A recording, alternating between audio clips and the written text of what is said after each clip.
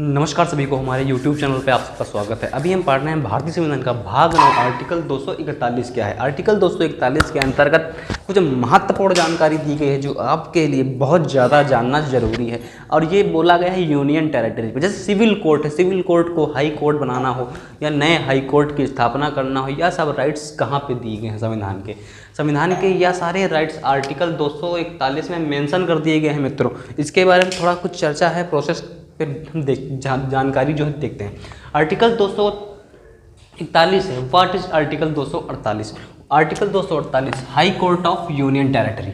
High court जो होगा union territory में किस प्रकार स्थापना होगी। यूनियन टेरिटरी क्या है? What is union territory? Union territory एक केंद्र शासित प्रदेश है जिसे हम केंद्र शासित प्रदेश के नाम से जानते हैं। केंद्र शासित प्रदेश आपको बताया था, पुडुचेरी, दमन एंड दीव वगैरह जो हमारे ये सब केंद्र शासित, दिल्ली वगैरह है ना। तो यहाँ पे दिल्ली के बारे में बताया था आपको, दिल्ली के राइट्स वगैरह, दिल्ली राजधानी कब घोषित हुआ, तो वहाँ छोड़ो, यहाँ ध्यान देते हैं। आर्टिकल 241 क्या है? आर्टिकल 241 में क्या बताया गया है?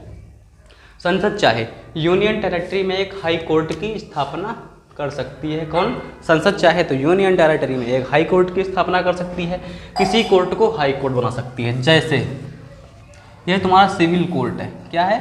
Civil court. अब इस कोर्ट में ज़्यादा काम धंधा चलने लग गया और संसद को लग रहा है कि यह सिविल कोर्ट है, यहाँ पे इसी सिविल कोर्ट को और डेवलप करके इसको हाई कोर्ट कर दिया जाए, तो वहाँ हाई कोर्ट कर देगी संसद, लेकिन करेगी और कोई नहीं करेगा। फिर क्या कहेगा? हाई कोर्ट का गठन आर्टिकल 214 के अंतर्गत, हाई कोर्ट का गठन आर्टिकल 214 के अंतर्गत कहा गया है। इसमें राज्य को बहुत ज़्यादा पावर मिला है किसका? हाई कोर्ट का गठन करने का, है ना।